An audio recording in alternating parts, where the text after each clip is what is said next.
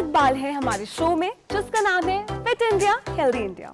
तो आज हम बात करेंगे एक न्यू कॉन्सेप्ट के बारे में जिसे हम कहते हैं बैक फ्लेक्सिबिलिटी। तो कभी आपने सोचा है कि कितनी बारी आप जब डेस्क पे लंबे दौर तक बैठते हैं तो एक पेन महसूस होता है। It is not only because of prolong sitting या बैड पोस्चर और stress, it could also be because of lack of flexibility. तो चलिए जानते हैं कि आज हमारे 3 सेगमेंट्स में, जो कि है workout session, yogasanas and diet, उसमें कैसे हम अपनी बैक की फ्लेक्सिबिलिटी को बढ़ा सकते हैं।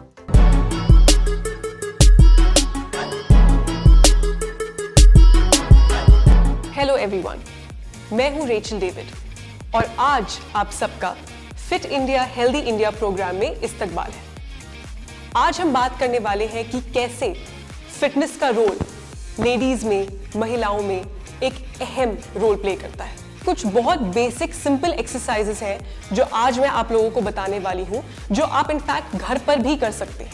लेकिन सिर्फ आधा घंटा अगर आप अपने लिए निकाल लेंगे तो आपकी हेल्थ के लिए, आपके फ्यूचर के लिए और आपकी फैमिली के फ्यूचर के लिए बहुत अच्छा होगा। तो आज हम सबसे पहले शुरू करने वाले हैं वार्म अप से। मेन एक्सरसाइज शुरू करने से पहले वार्म अप करना बहुत जरूरी है। अगर आप वार्म अप नहीं करेंगे तो आपको इंजरी हो सकती है, आपकी बॉडी और आपके मसल्स अच्छी तरीके से रिलैक्स नहीं होंगे और खुलेंगे नहीं। और अगर आपने वार्म अप नहीं करा तो बहुत मेजर चांसेस है कि अपने मेन वर्कआउट सेट्स में आप अपने आप को इंजर कर सकते हैं। वो एक्सरसाइजेस जो है वो आपके मसल को सही तरीके से हिट नहीं करेंगी। तो मैं आपको 3 बेसिक वार्म अप एक्सरसाइजेस बताती हूँ जो आप आराम से कर सकते हैं। सबसे पहले तो हम टो टचेस करेंगे, जिसके लिए आपको अपने टोज साथ में रखना बहुत जरूरी है। अपना चेस्ट ऊपर रखेंगे, हाथ ऑल द वे अप लेकर जाएंगे। एक्सहेल करते हुए धीरे धीरे बैक स्ट्रेट रखते हुए नीचे जाएंगे जाएंगे जाएंगे जाएंगे, जितनी भी आपकी रेंज है। अगर आप टोज टच कर सकते हैं तो टोज टच करिए, एंकल्स पकड़ सकते हैं तो एंकल्स पकड़िए, अगर नीज पकड़ सकते हैं तो नीज पकड़िए। कोई भी आपकी रेंज हो, धीरे धीरे करके जितना नीचे आप अपने हेड को अपने नीज के क्लोज ले जा सकते हैं लेकर जाइए। जहां आपको स्ट्रेच फील होने लगे अपने हैमस्ट्रिंग्स में, वहां पे आप रुक जाइए।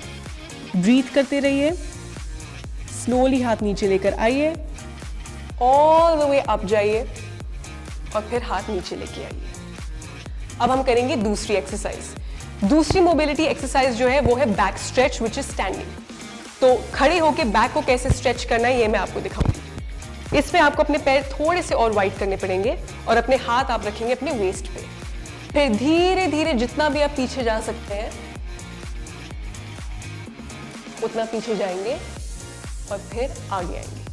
अगर आपकी रेंज कम है तो आप कम रेंज से शुरू कीजिए, लेकिन अगर आप अपना बैलेंस बनाते हुए पीछे जा सकते हैं तो आप पीछे जाइए। ध्यान रखिएगा कि आपका बैलेंस ना गिरे, क्योंकि अगर आपका बैलेंस बिगड़ जाएगा तो आप नीचे गिर सकते हैं। लास्ट मोबिलिटी जो हम करेंगे वो हम करेंगे अपने आर्म्स के लिए। उसके लिए आपको क्या करना है, अपने फीट थोड़े से और क्लोज रखने हैं।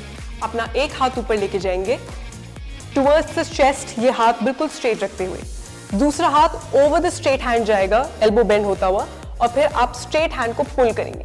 तो आपको जो बेसिकली स्ट्रेच है वो आपके इस पूरे बाइसेप में और ट्राइसेप में नीचे भी मिलेगा।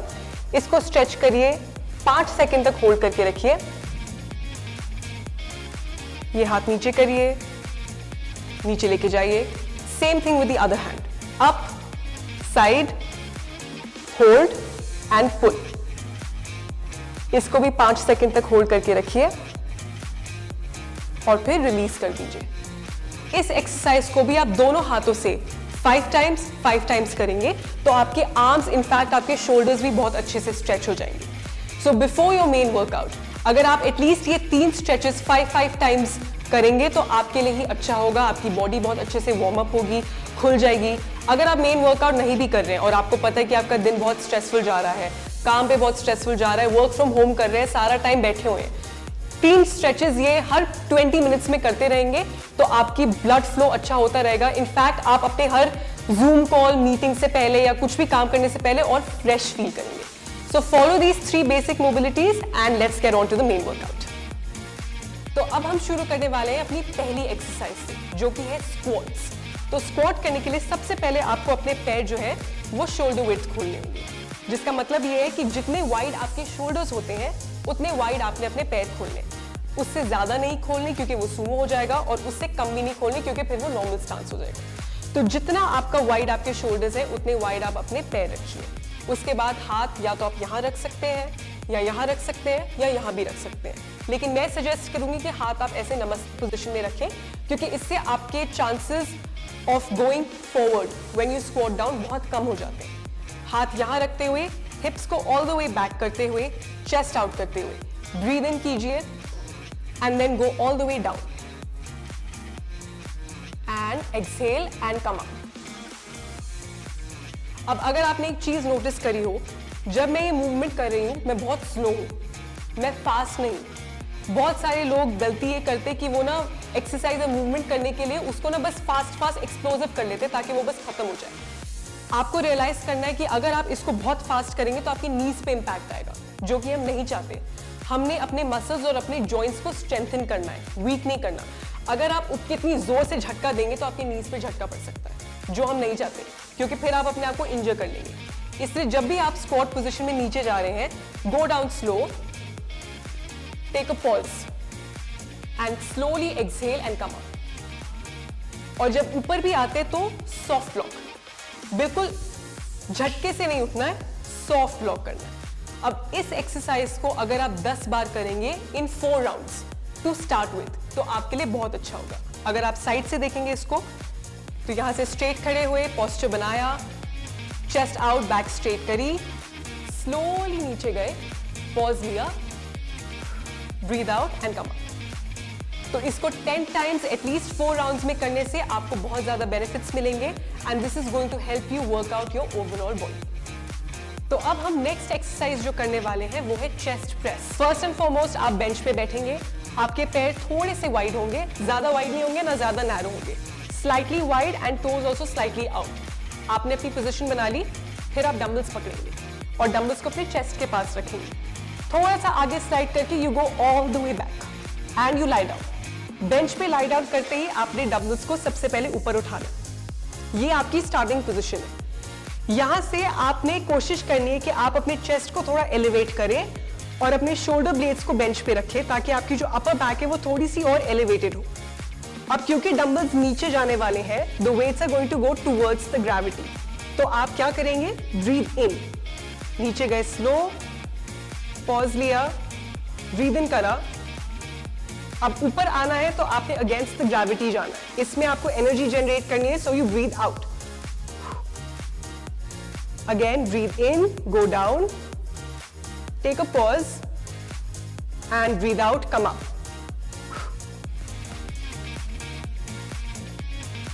Breathe out. डंबल्स को नीचे रखेंगे, उसके बाद ऊपर उठेंगे। अब हम करने वाले हैं अपनी थर्ड एक्सरसाइज, जो कि है लैटरल रो आपकी बैक के लिए। अब मैं आपको डेमोन्स्ट्रेशन देने वाली हूँ कि इस रोइंग को इस मशीन पर कैसे करते हैं। सबसे पहले आप खड़े हो जाएंगे और मशीन को फेस करेंगे। उसके बाद ये जो आप पैनल देख रहे हैं, इस पे अपने दोनों पैर रखेंगे साइडवेज। यहाँ से आपने अपना पोस्चर बिल्कुल करेक्ट करा, बैक स्ट्रेट करी। ये जो सामने पैड देख रहे हैं आपने अपना अपर स्टमक और अपना चेस्ट यहाँ पर रखना है। आप बिल्कुल भी अपने आप को पीछे लीन नहीं करेंगे, आपने यहाँ पे अपनी बॉडी को लिटरली स्टिक कर लिया। यहाँ से एक हाथ आपने बढ़ाया, मिड रो को पकड़ा, वेट पुल करा, फिर दूसरी तरफ गए, मिड रो को पकड़ा और वेट पुल करा। ये आपकी स्टार्टिंग पोजीशन होने वाली है जहाँ पे आपने दोनों रोइंग को उठा लिया। From here all you have to do is breathe out और अपने एल्बोज को आप पीछे लेके जाएंगे। स्लो, पॉज लिया और फिर वापस सामने इनहेल करते हुए, again exhale, go back, pause and inhale forward. अगर आप नोटिस करेंगे तो जब मैं रोइंग कर रही हूं तो मैं ये नहीं कर रही। बहुत सारे लोग ये कॉमन मिस्टेक करते हैं जहां पर रोइंग करते हुए जब पीछे आते हैं तो अपनी बैक को हाइपर एक्सटेंड करने लगते हैं। ये एक बहुत ही गलत वे है, क्योंकि अगर आप ये करने लगेंगे तो फिर आपकी बैक इंजर हो सकती है।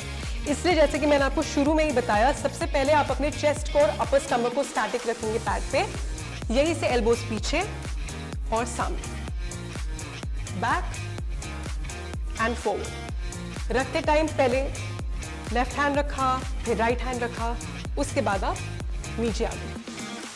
इस एक्सरसाइज को भी अगर आप 10 टाइम्स करेंगे इन 4 राउंड्स टू स्टार्ट विद, तो आपकी बैक के लिए बहुत ज़्यादा बेनिफिशियल होगा। मैं उम्मीद करती हूँ कि आपको फिट इंडिया हेल्दी इंडिया का ये एपिसोड पसंद आया होगा। आज के इस एपिसोड में आपने बहुत सारी चीज़ें देखी और सीखी भी।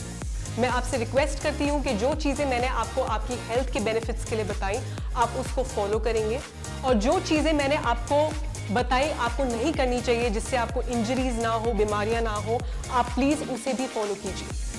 Fit India healthy India team भी यही चाहती है कि आप अपने लाइफस्टाइल को हेल्दी रखें, अपनी वेलबींग बना के रखें, mentally physically fit healthy and happy रहें। इसीलिए आज का ये एपिसोड आपके हेल्थ के लिए डेडिकेटेड था। प्लीज़ अपना ध्यान रखें और हमेशा हंसते रहिए और खुश रहिए। आदाब। तो ये था हमारा वर्कआउट सेशन। अब हम जानेंगे हमारे योग आसन के बारे में। तो योग आसन में कौन से ऐसे आसन है जो हम कर सकते हैं जो हमारी बैक की फ्लेक्सिबिलिटी को और मजबूत बनाता है।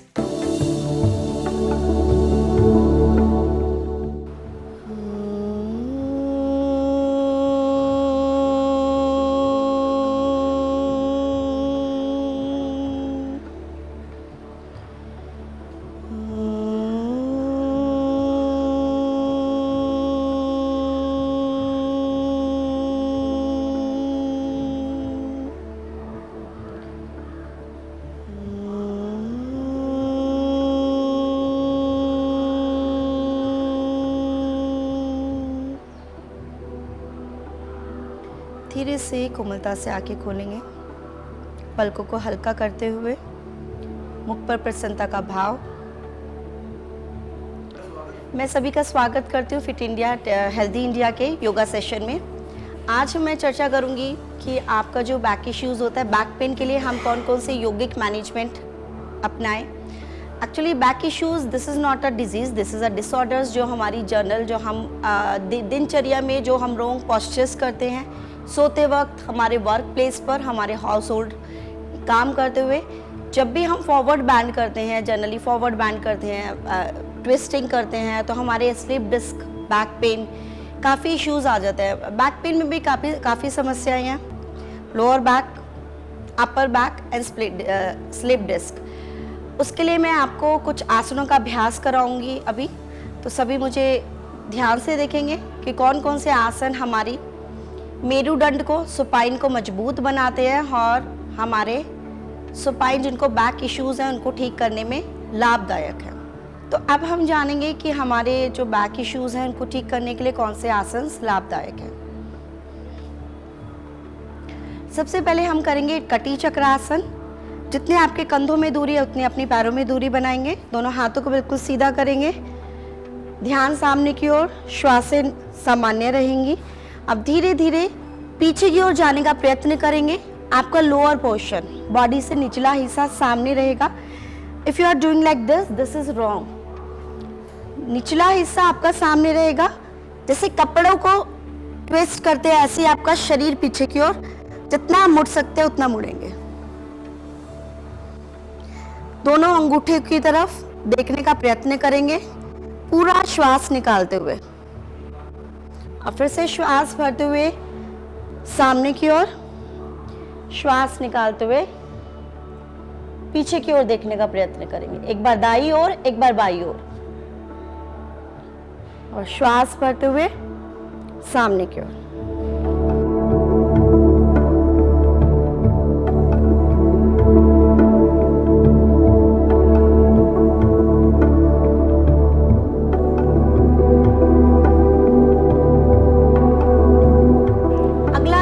करेंगे अर्ध चक्रासन। दोनों पैरों को मिलाएंगे, दोनों हाथों को लोअर बैक पर, आधे नितंब पर, कुछ इस प्रकार हाथों को, elbows inside not outside, like this. अब धीरे धीरे अपनी क्षमता अनुसार पीछे जाने का प्रयत्न करेंगे डायफ्राम से। इनहेल, पहले श्वास भरेंगे और पूरा श्वास मुंह से निकाल देंगे, फिर सामान्य श्वास रहेगी।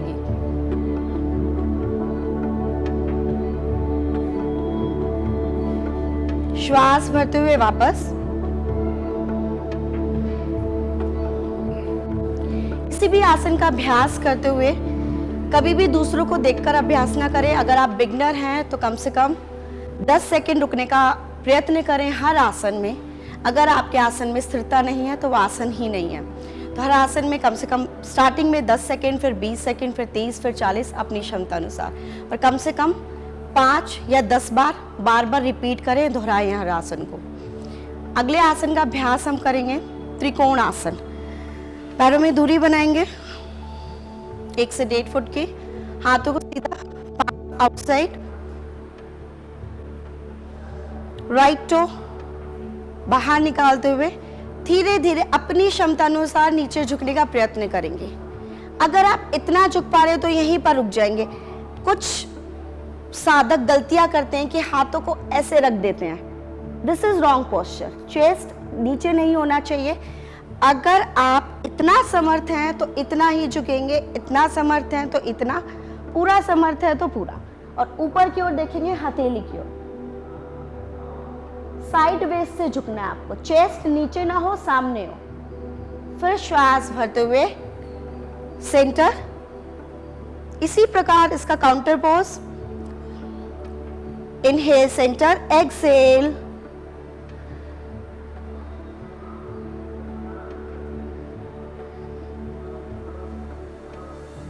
inhale and come back। अगला अभ्यास करेंगे, घुटनों के पल आएंगे। पहले दोनों घुटनों को सीधा मिलाने का प्रयत्न करेंगे। अगर आप बिगनर हैं तो टोज पर, अगर आप अच्छे अभ्यासी हैं, प्रैक्टिशनर हैं, तो टोज को ऐसे। जनरली अगर आपको बैक पेन है तो टोज को ऐसे करेंगे, और धीरे से पहले अपना right hand, put your right hand on your heel, then left hand,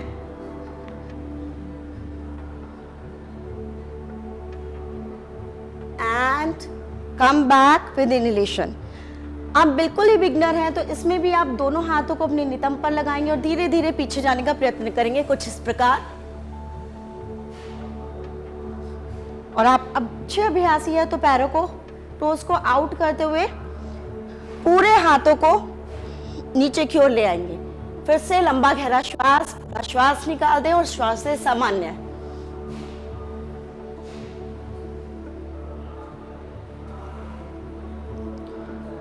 come back.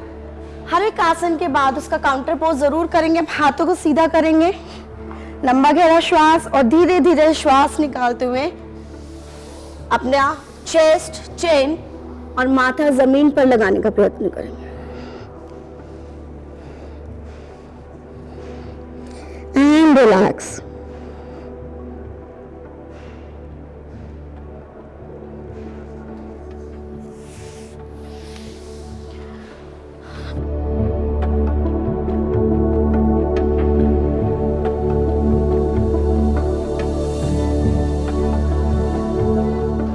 आज का योगा शास्त्र यही, योगा सेशन में यही समाप्त करते हूँ। सभी को धन्यवाद।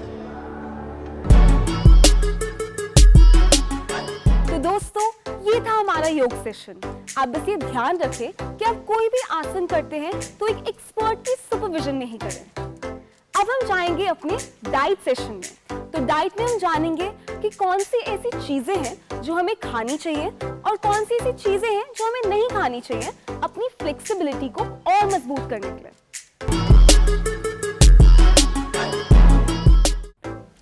नमस्ते दोस्तों, मैं हूँ ध्वनि जैन, आपकी न्यूट्रिशनिस्ट।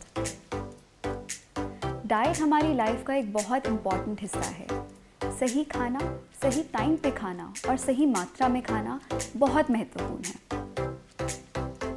आज हम लेके आए हैं एक नया टॉपिक, स्पाइन हेल्थ। स्पाइन यानी कि रीढ़ की हड्डी हमारी बॉडी का एक सपोर्ट सिस्टम है। इसकी हेल्थ बहुत इम्पॉर्टेंट है। आजकल की ज़िंदगी में बैक प्रॉब्लम एक बहुत कॉमन इशू बन चुका है। किसी को अर्थराइटिस है तो किसी को सियाटिका पेन, किसी की नसें कमज़ोर हैं तो किसी की हड्डियाँ कमज़ोर हैं। पर आपने कभी ये सोचा है कि ऐसा क्यों होता है? तो आइए गौर करते हैं कुछ ऐसे कारणों पे। सबसे पहला, पुअर पोस्चर, यानी कि सही तरीके से खड़े ना रहना और सही तरीके से ना बैठना। आपने कभी गौर किया है कि हम फ़ोन कैसे यूज़ करते हैं, लैपटॉप पे काम कैसे करते हैं और रात को जब टीवी देखना हो तो हम लेट कर देखते हैं। ये हमारी स्पाइन को यानी कि रीढ़ की हड्डी को बहुत नेगेटिवली इम्पैक्ट करता है। तो आपको अपनी पोस्चर का हर वक्त ध्यान देना है। दूसरा, लंबे समय तक एक ही जगह पे बैठे रहना। ये उन लोगों में ज़्यादातर देखा जाता है जिनकी डेस्क जॉब होती है। तो उन लोगों के लिए एक छोटी टिप ये है कि हर आधे से 1 घंटे के बाद आप खड़े हों, थोड़ा सा वॉक कर लें, स्ट्रेचेस करें, नेक की मूवमेंट करें या बैक स्ट्रेचेस करें। इससे बॉडी में आपकी फ्लेक्सिबिलिटी रहेगी और स्पाइन पे आपके प्रेशर नहीं पड़ेगा। तीसरा, ओबेसिटी यानी कि मोटापा। हमारी स्पाइन एक अमाउंट ऑफ वेट ही झेल सकती है, जिसके बाद आपकी स्पाइन पे बहुत जोर पड़ता है और अगर ये कॉन्स्टेंटली इतना रहे तो आपकी स्पाइन वीक होती चली जाती है। तो बहुत इम्पॉर्टेंट है कि आप अपना वेट मेंटेन करके रखें। फिर हम बात करते हैं डेफिशिएंसीज यानी कि बॉडी में विटामिन डी की कमी, कैल्शियम की कमी, मैग्नीशियम की कमी और विटामिन के की कमी। इन सब डेफिशिएंसीज की वजह से हमारी बोन्स बहुत वीक हो जाती हैं, जिसकी वजह से स्पाइन यानी कि रीढ़ की हड्डी कमज़ोर होने लगती है। तो आप रेगुलरली अपना ब्लड चेकअप कराएं और ये डेफिशिएंसीज को पूरा करें एक एक्सपर्ट की मदद से। फिर हम बात करेंगे क्रॉनिक कॉन्स्टिपेशन यानी कि लंबे समय तक कॉन्स्टिपेटेड रहना। आप सोचेंगे कि कॉन्स्टिपेशन कैसे रिलेटेड है स्पाइन हेल्थ से?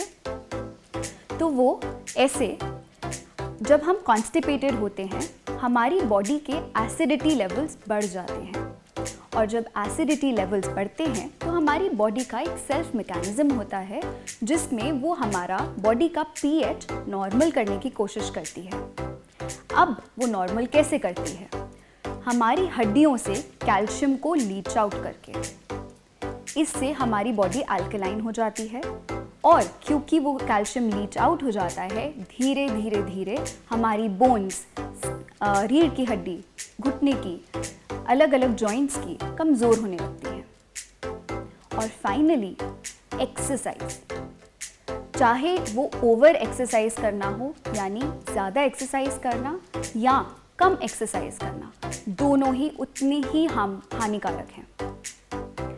जब हम ज़्यादा हैवी वेट उठाते हैं या हम ज़रूरत से ज़्यादा एक्सरसाइज करते हैं और अपनी बॉडी को रेस्ट नहीं दे पाते, रिकवरी नहीं कर पाते, उस केस में भी हमारी रीढ़ की हड्डी पे बहुत जोर पड़ता है। तो अब बात करते हैं कि इन बैक पेन, रीढ़ की हड्डी की दर्द का सल्यूशन क्या है। सबसे पहला और सबसे ज़रूरी बैलेंस डाइट यानी सही मात्रा में प्रोटीन खाना, सही मात्रा में कार्बोहाइड्रेट्स लेना और फैट्स भी बहुत ज़रूरी हैं हमारी रीढ़ की हड्डी के लिए। ग्रीन लीफी वेजिटेबल्स यानी हरी पत्तेदार सब्जियां, नट्स, सीड्स भी उतनी ही ज़रूरी हैं। विटामिन सी रिच खाना जैसे नींबू, संतरा, ये भी बहुत ज़रूरी है हमारी स्पाइन की हेल्थ के लिए। ध्यान रहे आपको किसी भी तरह की डेफिशिएंसी ना हो, जैसे विटामिन डी, कैल्शियम, मैग्नीशियम और विटामिन के। एक्सरसाइज करना, रूटीन में आप किसी ना किसी प्रकार की एक्सरसाइज ज़रूर करें, चाहे वो योगा हो, पिलाटीज हो, लाइट वॉक हो या स्ट्रेचिंग हो। किसी भी तरह की फैट डाइट यानी कि low calorie weight loss diet में मत जाएं। ये हमारी बोन डेंसिटी को डायरेक्टली इम्पैक्ट करती है, बोन डेंसिटी को कम करती है, ऑस्टियोपोरोसिस के चांसेस को बढ़ाती है। तो बैलेंस खाना, बैलेंस डाइट लेना बहुत ज़रूरी है। ध्यान रहे कि आप पानी सफिशेंट अमाउंट में पीते रहें। डिहाइड्रेशन बहुत बड़ा प्रॉब्लम है। चाय और कॉफ़ी का कम से कम प्रयोग करें। तो ये तो हमने आपको जनरल सॉल्यूशंस बता दिए। अब कुछ ऐसे घरेलू नुस्खे जो आप आराम से घर पे कर सकते हैं।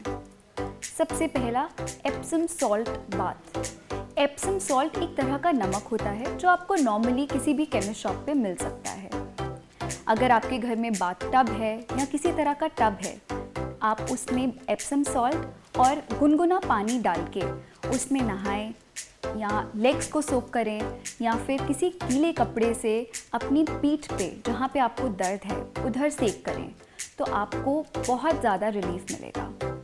ध्यान रहे, जब भी आप एप्सम सॉल्ट सोक करें उसके बाद आप पानी खूब सारा पिएं क्योंकि ये हमारी बॉडी से पानी को खींचता है। दूसरा, आप हॉट एंड कोल्ड कंप्रेस यानी कि ठंडे पानी की पट्टी और गर्म पानी की पट्टी जहाँ पे भी आपको दर्द है आप वहाँ पे इससे सेक करें। ठंडे पानी की पट्टी आपकी जो स्वेलिंग होगी उसको कम करेगी और गर्म पानी की पट्टी आपकी मसल्स को रिलैक्स करेगी। तीसरा, एक कॉन्कॉक्शन बनाना है।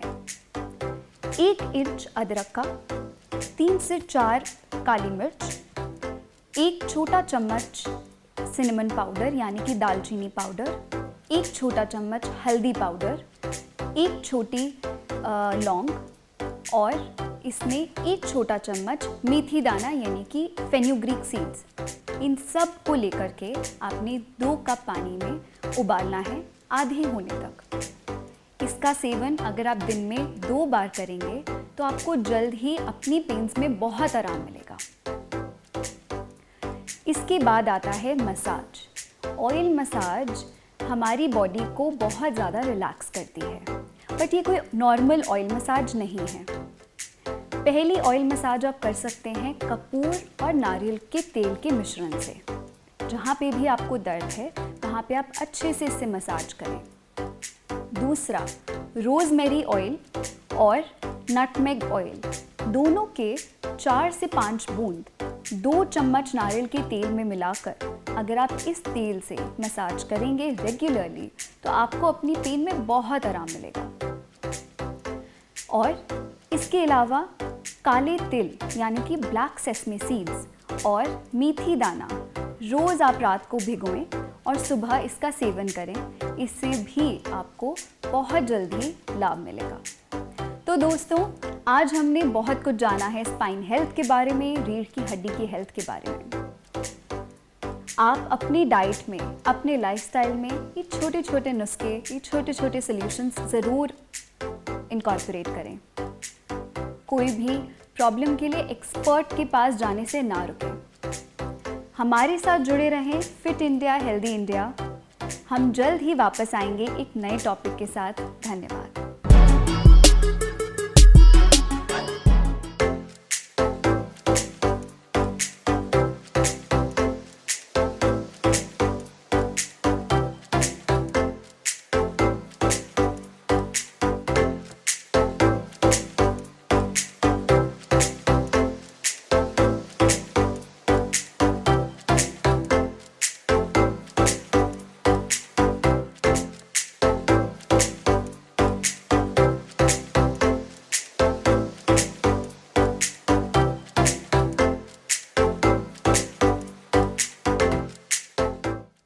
ये था हमारा डाइट सेशन। आई होप आप इन डाइटरी टिप्स को फॉलो करेंगे और अपनी फ्लेक्सिबिलिटी और बढ़ाएंगे।